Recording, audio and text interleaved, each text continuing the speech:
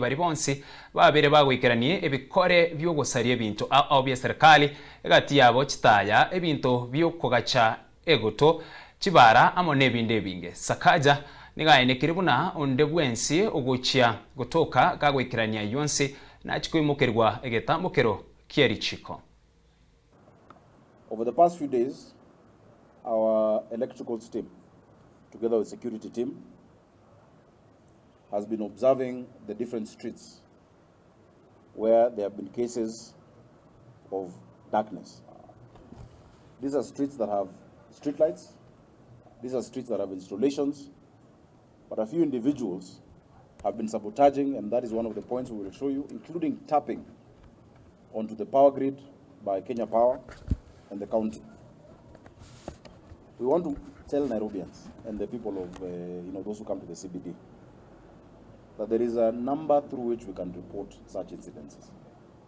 Because it is very deliberate to create darkness where the county has provided lighting through your money, so that in the cover of that darkness, people are attacked. And there are various sections that we've seen that happening. In fact, in some instances, we've had public officers attacked when they come to address that issue. Vandalism of public infrastructure is criminal.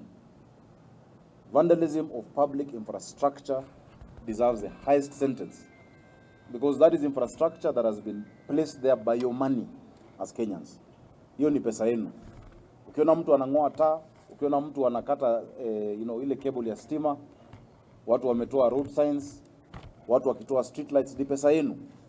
And so we must all be vigilant. So in as much as we are, we have agreed that the National Police Service will increase the physical presence of police officers, as well as ourselves, also us as the public, just like we did during the Mulika Mwizi campaign, must be vigilant.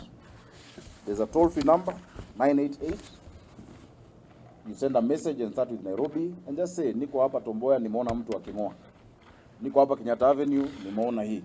So that we can also assist our, security agencies.